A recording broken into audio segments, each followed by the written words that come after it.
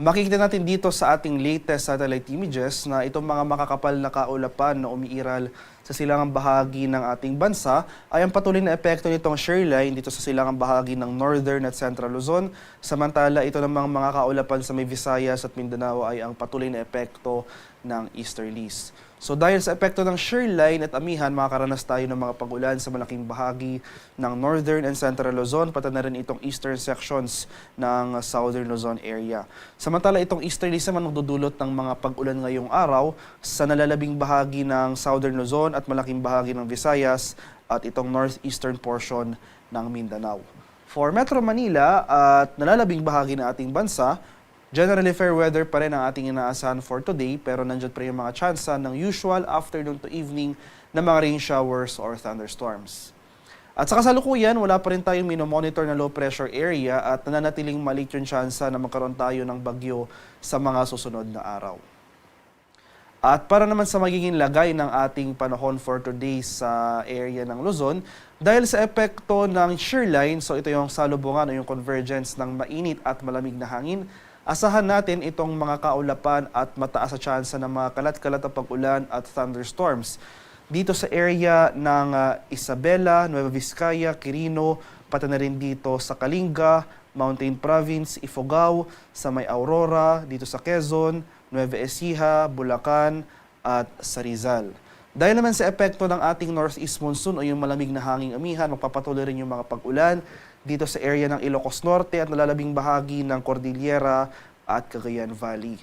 Dito naman sa bahagi ng Southern Luzon, particular na sa malaking bahagi ng Bicol Region at Mimaropa, makakaranas rin tayo ng mga pag-ulan dyan. Dulot naman ng easterlies o yung hangin na nanggagaling sa Karagatang Pasipiko. So, sa nalalabing bahagi ng ating bansa, including Metro Manila, so generally itong western section ng Southern Luzon area ay generally fair weather ang mararanasan ngayong araw. Partly cloudy to cloudy skies pero hindi nangangahulugang wala na tayong pag-ulang mararanasan. Nandiyan pa rin yung mga biglaan at panandaliang pag-ulan na dulot ng thunderstorms, especially sa hapon o sa gabi.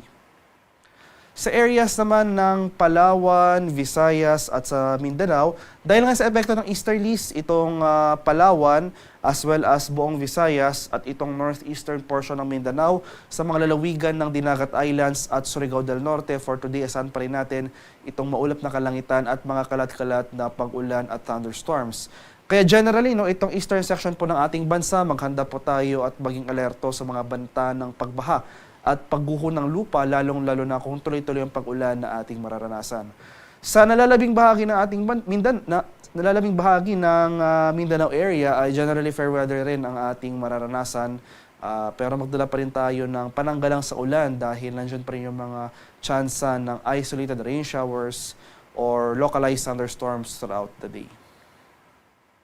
Sa kalagayan ng ating karagatan sa kasalukuyan, as of 5 a.m. may nakataas tayong gale warning dito sa seaboards ng extreme northern Luzon. So sa mga seaboards yan ng Batanes, itong northern coast ng Cagayan at sa Ilocos Norte. Kaya sa ating mga kababayang mangingisda at may mga maliliit na sasakyang pandagat over these areas, huwag po muna tayong pamalaot dahil makakaranas pa rin tayo ng maalong karagatan na dulot ng hanging amihan. At para naman sa ating weather outlook sa mga susunod na araw, bukas, araw ng Martes, ay mababawasan yung mga pag-ulan na dulot ng easterlies dito sa may Visayas. So generally improving weather conditions sa ating inaasahan over Visayas. Inaasahan rin natin yung bahagyang paghina ng amihan. Inaasahan rin natin yung pag-akyat ng axis itong northeast monsoon. As well as yung ating shearline o yung convergence ng ating mainit at malamig na hangin. So generally, mababawasan yung mga pag-ulan sa Visayas pero magpapatuloy pa rin yung mga pag-ulan dito sa eastern section ng Luzon dulot ng shearline at ng easterlies. So itong eastern section po ng Luzon, itong area ng Cagayan, Isabela, Aurora, Quezon at Bicol Region. So for tomorrow, asan pa rin natin possibly yung mga sustained na mga kaulapan at pag-ulan over these areas.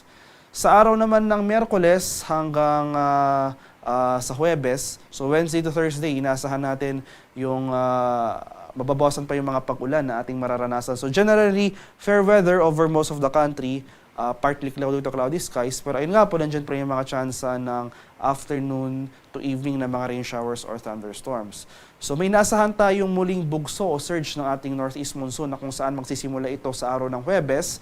Magdudulot na ito ng maulap na kalangitan at mga pag-ulan sa area ng Cagayan sa araw ng Friday. So generally, sa araw po ng Pasko at bisperas ng Pasko ay generally fair weather ang ating mararanasan sa malaking bahagi ng ating bansa. And since wala pa nga tayong minomonitor na low pressure area o anumang sama ng panahon sa loob at labas ng ating Philippine Area of Responsibility, maliit rin yung chance na magkaroon tayo ng bagyo sa mga susunod na araw.